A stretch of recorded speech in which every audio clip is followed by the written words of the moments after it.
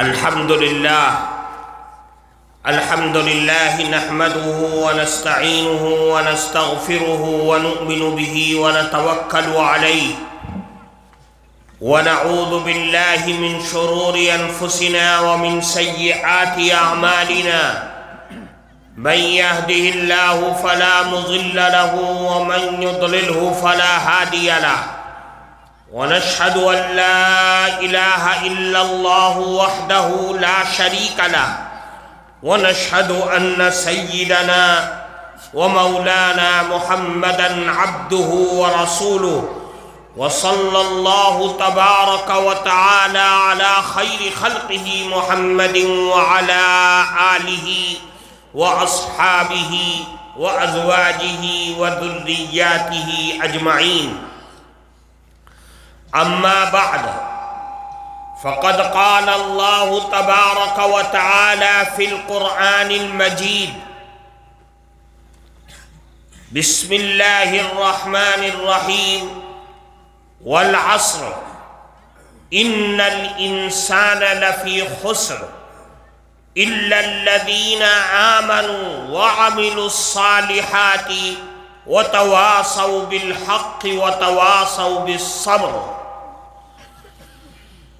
محترم سبھاپتی صاحب اور اسٹیج پر اپستھت حضرات علماء کرام اور کریم گنج ضلع کے صدر اور جنرل سیکریٹری صاحب اور اس جلسے میں اپستھت تمام معزز بزرگوں، دوستوں اور ہماری مائیں بہنیں،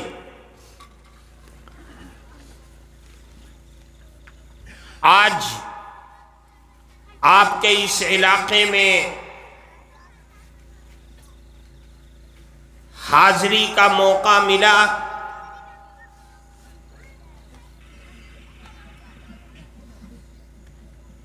آپ حضرات جہاں آباد ہیں اس کی صورتحال کو، کہ جہاں راستے بھی صحیح نہیں ہیں لیکن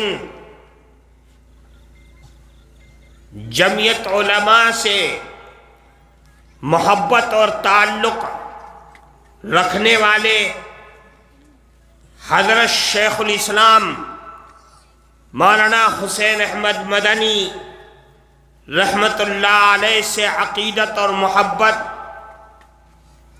رکھنے والے، جو آپ کے اس مدرسے یعنی فیوض مدنی کے نام سے جھلکتی ہے محبت اور عقیدت، اس کو دیکھ کر کے بڑی خوشی ہوئی. اللہ تعالیٰ آپ کی اس محبتوں کو دنیا اور آخرت میں آباد رکھے اور ہم سب لوگوں کو جس سے ہم محبت رکھتے ہیں قیامت کے دن ہمارا حشر اور نشر انہی کے ساتھ فرمائے. میرے عزیز دوستوں، سب سے پہلے آپ حضرات نے جمعیت علماء سے عقیدت اور محبت کا جو اظہار فرمایا ہے، جھنڈا لہرا کر، جھنڈیاں لگا کر، ترانے پڑھ کر کے جس عقیدت کا اظہار کیا ہے، سب سے پہلے یہ سمجھنا چاہیے کہ جمعیت علماء ہے کیا چیز، کیا کام کر رہی ہے. جمعیت علماء ہماری مذہبی جماعت ہے. آزادی سے پہلے بھی ملک کی خدمت کرتی رہی اور آزادی کے بعد بھی ملک کے اندر بسنے والے ہر انسان کی خدمت کر رہی ہے، چاہے وہ کسی بھی مذہب سے تعلق رکھنے والا ہو۔ جمعیت علماء کی وہ خدمات ہیں، وہ کارنامے ہیں کہ جو سنہرے سونے کے حرفوں سے لکھے جانے کے لائق ہیں۔ ایک تفصیل اور ایک سمندر ہے، اس میں جانے کا موقع نہیں ہے۔ آج تو ہر آدمی کے ہاتھ میں موبائل ہے۔ جمعیت علماء کی ویب سائٹ پر جائے اور وہ کیا کام کر رہی ہے ملک کے اندر، سب اس کی نگاہوں کے سامنے آ جائے گا۔ میں صرف آپ سے یہ بتا دینا چاہتا ہوں کہ جمعیت علماء خادموں کی جماعت ہے، اور اس کی خدمت کے اتنے بڑے بڑے پہاڑ اس ہندوستان کی سرزمین پر موجود ہیں، جس نے جمعیت علماء کو آزادی سے پہلے سے لے کر کے اور آزادی کے بعد سے آج تک اس کو آباد کر رکھا ہے، زندہ کر رکھا ہے۔ ورنہ سن 1947 کے بعد سے لے کر آج تک نہ جانے مسلمانوں کی کتنی جماعتیں پیدا ہوئیں اور بنی، اور شام ہوتے ہوتے اسی ہندوستان کی مٹی میں دفن ہو گئی۔ لیکن جمعیت علماء آج بھی اسی طریقے سے آباد ہے جس طریقے سے 1919 میں حضرت شیخ الہند مولانا محمود حسن دیوبندی رحمت اللہ علیہ کے خوابوں نے تعمیر کیا تھا، اور ان کے فرمانوں نے، ان کے جذبات نے جس جماعت کو اس ہندوستان کی سرزمین پر قائم کیا تھا، آج تک وہ جماعت مفتی کفایت اللہ صاحب، مولانا حسین احمد مدنی، مولانا اسعد مدنی رحمہم اللہ سے ہوتے ہوئے یہ جماعت آج جن کے ہاتھوں میں ہے، ساری دنیا آج مطمئن ہے کہ اس جماعت کے متحرک فعال صدر باوقار مولانا سید ارشد مدنی آج بھی اس جماعت کی رہبری کر رہے ہیں۔ اور میرے بھائی، ملک کے اندر جو مسائل صبح سے شام تک منہ کھولے کھڑے ہوئے ہیں، ان مسائل کا منہ توڑ جواب دینے کے لیے جمعیت علماء رات اور دن تیار ہے۔ آپ سوتے ہیں، آپ دنیا میں کے کاروباروں میں مست رہتے ہیں، لیکن جمعیت علماء کے راہبر اور قائد وہ آپ کی نگرانی، آپ کی حفاظت، آپ کے ایمان اور عقیدے، آپ کے مال اور دولت کی حفاظت کے لیے رات اور دن کورٹ اور کچہری، ہائی کورٹ اور سپریم کورٹ اور لوور کورٹ سے لے کر کے سپریم کورٹ تک آپ کے معاملے کو اٹھانے میں ذرہ برابر کوتاہی نہیں کرتی، اور کر رہی ہے، جس کا ثبوت آپ کا یہ علاقہ بتائے گا، جیسا کہ آپ کے سامنے صدر صاحب نے ایک چھوٹی سی رپورٹ پیش کیا ہے۔ میرے عزیز دوستو، ایک لمبی داستان ہے، اس داستان میں جانے کا موقع نہیں ہے، بس اتنا سمجھ لیجئے کہ آپ سب کا کی عقیدت و محبت اور آپ سب کا ایمانی اور جذباتی رشتہ جس طریقے سے دین اسلام کے ساتھ ہے، اسی طریقے سے آپ کا ایمانی اور محبت کا رشتہ جمعیت علماء سے بھی ہونا چاہیے۔ کیوں؟ اس لیے کہ جمعیت علماء اگر زندہ ہے اور طاقتور ہے تو یاد رکھیے، آپ کے مدرسے اور آپ کے مسجدوں کی میناروں سے اللہ اکبر کی صدائیں بلند ہوتی رہیں گی اور دنیا کی کوئی طاقت اس کو نہیں روک سکتی۔ اور اگر جمعیت علماء کمزور ہو گئی، آپ کا رشتہ جمعیت علماء سے ختم ہو گیا، تو یاد رکھیے یہ ملک کے اندر رہنے والے وہ دشمن، نفرت کرنے والے عناصر آپ کو اس دنیا میں اور اس ملک کے اندر صحت و سلامتی کے ساتھ رہنے نہیں دیں گے، دشواریوں کے راستے قائم کر دیں گے آپ کے سامنے۔ اس لیے میرے بھائیوں، آپ جو بھی ہیں، جہاں بھی ہیں، جمعیت علماء سے محبت رکھیے، اور جمعیت علماء سے محبت کو رکھنا اپنا ایمانی فریضہ سمجھ کر کے رکھیے۔ اور یہ تو دنیا ہے، حالات آتے ہیں، بدل جاتے ہیں حالات۔ آج ایک سرکار ہے، کل کو دوسری سرکار آئے گی، حالات بدلیں گے۔ حالات سے مایوس ہو کر کے، حالات سے ڈر کر کے اپنے علاقے میں اور اپنے ایمان کو کمزور کر لینا، یہ ایک مسلمان کی شان نہیں ہے، یہ رسول اللہ کے متوالوں کی شان نہیں ہے۔ ہم جس قرآن کو اپنے سینے میں رکھتے ہیں، جس نبی کی محبت کو اپنے دل کے اندر رکھتے ہیں، وہ قرآن ہم سے کیا کہہ رہا ہے؟ اللہ رب العزت والجلال فرما رہے والعصر ان الانسان لفی خسر، زمانے کی قسم کھا کے کہہ رہے ہیں کہ سارے مانوش سب خسارے اور ٹوٹے میں ہیں۔ ہاں، مگر وہ لوگ الا الذین آمنوا، مگر وہ لوگ کہ جو ایمان لائے، یعنی مومن مانوش، وہ خسارے میں نہیں ہے، وہ بربادی میں نہیں ہے، وہ کامیاب ہے۔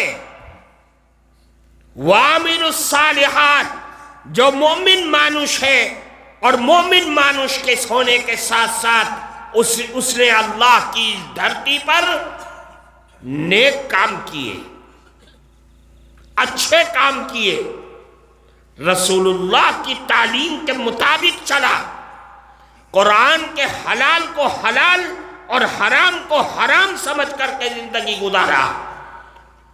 وَتَوَاصَوْا بِالْحَقِّ، اور حق اور سچائی پر ڈٹے رہنے کی تلقین کرتا رہا کہ اے لوگوں، تمہاری گردن کٹ جائے، تمہاری جان چلی جائے، تمہارا مال چلا جائے، تمہاری باڑی کو لوگ اٹھا کر کے زمین پر ملا دیں، توڑ ڈالیں، لیکن یاد رکھنا رسول اللہ کا دامن نہ چھوڑنا۔ رسول اللہ کا دامن اگر چھوڑ گیا تو تمہاری دنیا کی دولت، تمہارے آل اولاد، تمہاری رشتہ داریاں، تمہاری عزت و آبرو سب خاک میں مل جائے گی، اس لیے کہ اللہ کے ہاں دنیا کی کوئی حیثیت نہیں ہے، رسول اللہ کے احکام اور اس کے دامن کی حیثیت ہے۔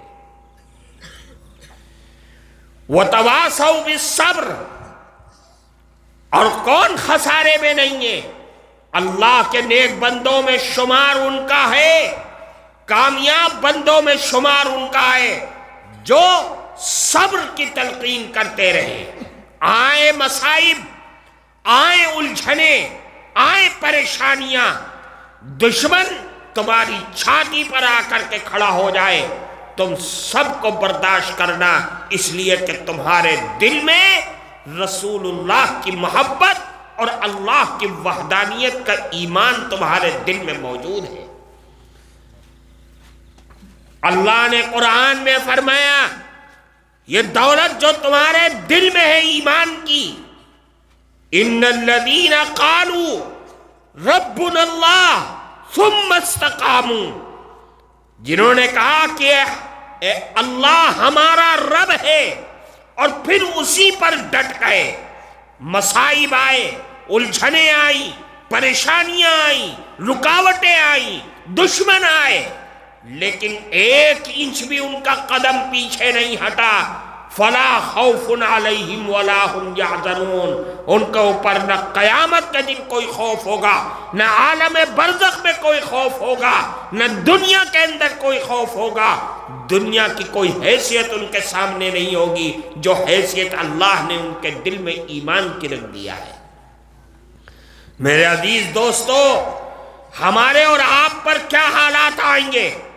دیکھو حضرت بلال حبشی کے حالات کو دیکھو، صحابہ کرام کے اوپر آنے والے حالات کو دیکھو، رسول اللہ کے اوپر آنے والے حالات کو دیکھو، تب ہم کو پتہ چلے گا کہ ایک نہیں، دو نہیں، تین نہیں، 13 سال مکہ مکرمہ کے اندر رسول اللہ نے اور صحابہ کرام نے کیا نہیں جھیلا۔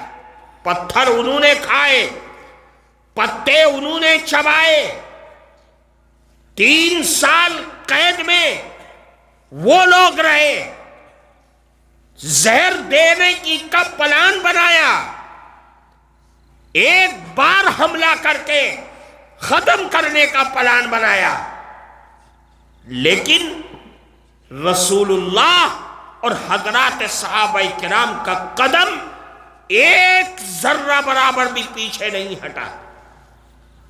میرے بھائی، ہم اور آپ انہی کا نام لیتے ہیں، انہی سے عقیدت و محبت رکھتے ہیں، اپنے دل میں ملال پیدا کرنے کی ضرورت نہیں، ڈر اور خوف پیدا کرنے کی ضرورت نہیں ہے، اس لیے کہ اگر ڈر اور خوف آپ کے دل میں آ گیا تو اس کا مطلب یہ ہے کہ جس دل میں ایمان ہے وہ ایمان کمزور ہے آپ کا۔ ہم مومن ہیں، ایمان والے ہیں، ڈر کا ہمارے سے کوئی رشتہ اور خوف نہیں ہے۔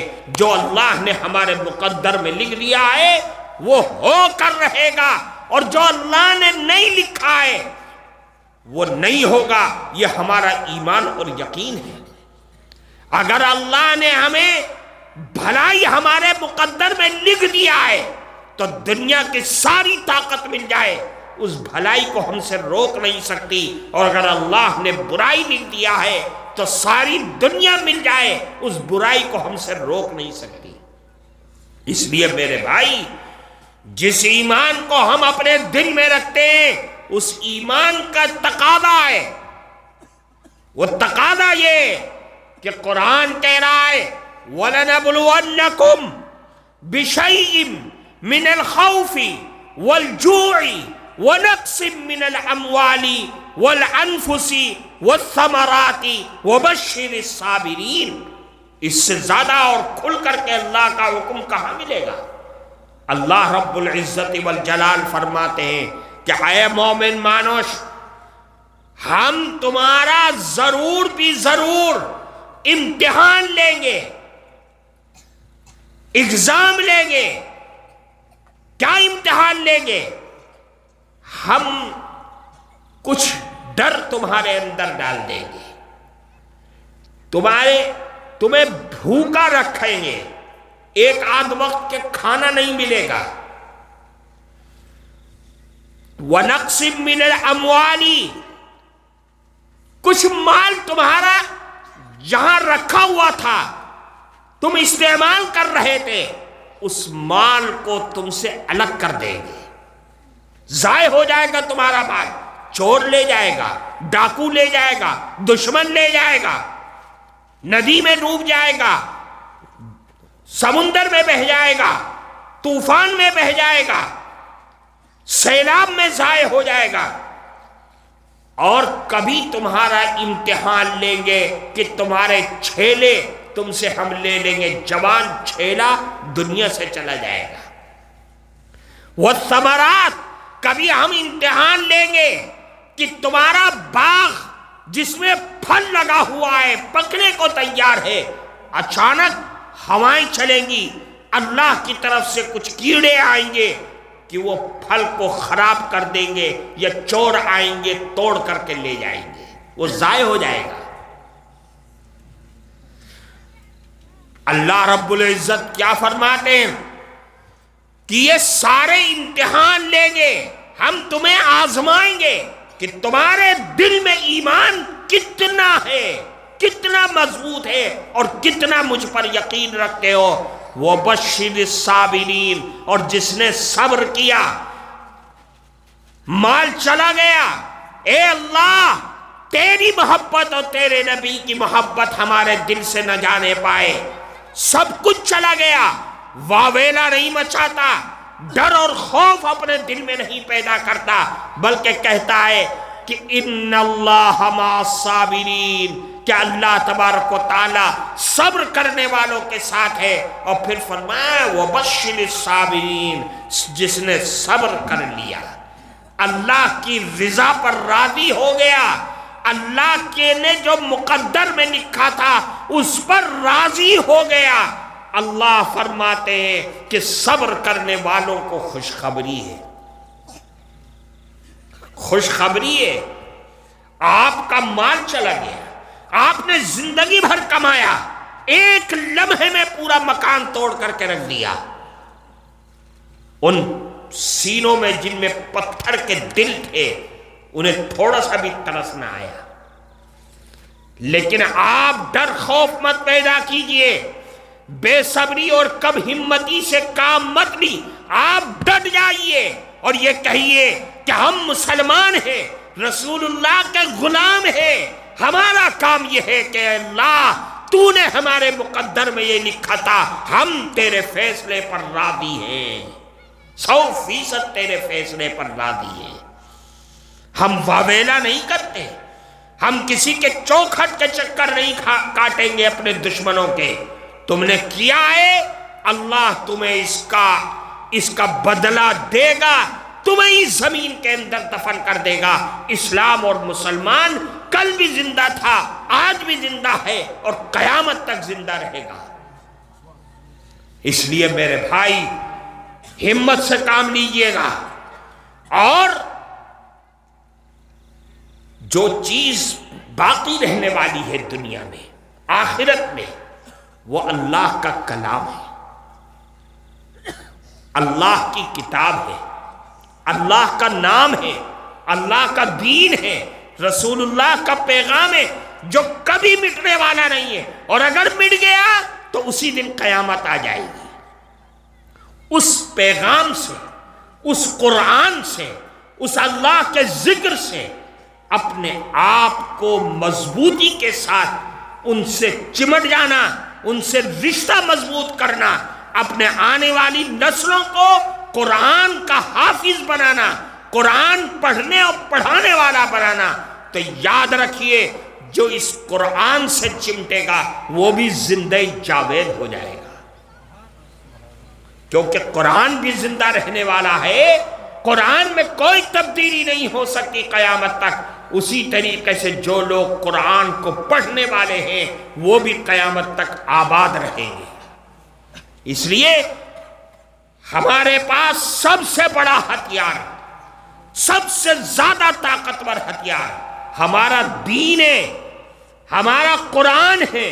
ہم اس دین کو اور قرآن کو سینے سے لگا کرتے رکھیں گے، یہ دنیا کی ساری طاقتیں ایک نہ ایک دن آپ کے قدموں میں آ کر کے گر جائیں گی۔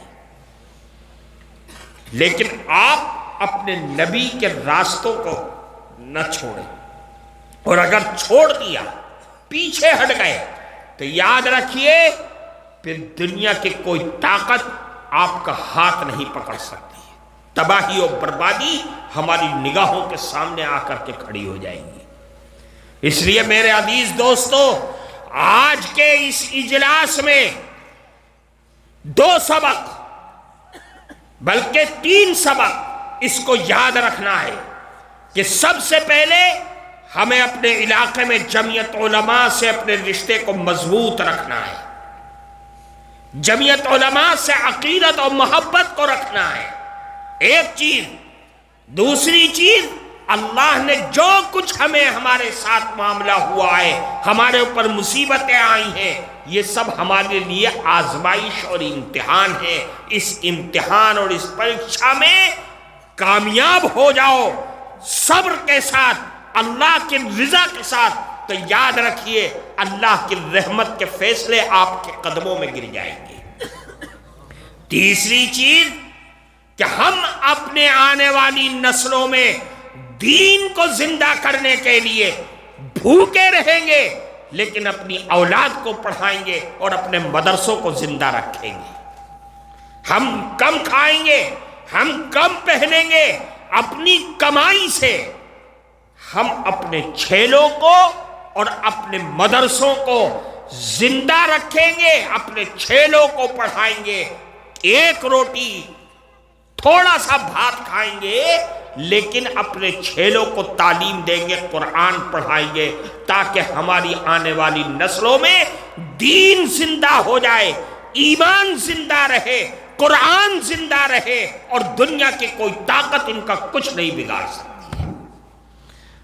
ان تین چیزوں کے بعد پھر ساتھ میں ہمیں دعا کرنا ہے، اللہ کا شکر ادا کرنا ہے کہ اللہ تو نے ہمارے سر پر ہمارے بزرگان دین کے راہبر حضرت مولانا سید ارشد مدنی دامت برکاتہم، جو آپ کے مقدمات کے لیے ساری دنیا سے پیسے لا کر کے آپ کے مقدمات میں آپ کو آباد کرنے کے لیے خرچ کر رہے ہیں، اللہ ان کو زندہ اور سلامت رکھے، صحت و سلامتی کے ساتھ۔ یہ دعائیں کرنا ہے۔ اللہ تعالی ہم سب کو عمل کی توفیق عطا فرمائے۔ اپنی مرضیات پر چلنا، ہاں چلنا۔ بھائی مولانا کہہ رہے ہیں کہ یہ جو علاقے میں آپ کا مدرسہ ہے، اس کے لیے چندہ کرنا ہے۔ چندہ کہاں سے کرنا ہے؟ سرکار سے کرنا ہے۔ کرو گے؟ کہاں سے کرو گے چندہ؟ ابھی کیا کہا تھا ہم نے؟ ہم کم کھائیں گے، تھوڑا سا بھات کھائیں گے، سستے کپڑے پہنیں گے، لیکن اپنے مدرسوں کو زندہ رکھیں گے۔ تو اللہ نے جو کچھ ہمیں دیا ہے، ہم اپنے مدرسوں کو چندہ دیں، تاکہ ان مدرسوں سے ہمارے بچے وہ قرآن کی دولت لے کے نکلیں جو دنیا میں بھی، قبر میں بھی اور آخرت میں بھی کام آنے والی ہو، ختم ہونے والی نہ ہو۔ کیوں بھائی؟ ہونا چاہیے نا۔ تو جیب میں ہاتھ ڈالو جلدی سے، فوراً، یعنی جیب میں ہاتھ ڈالو جلدی جلدی، تاڑی کریں۔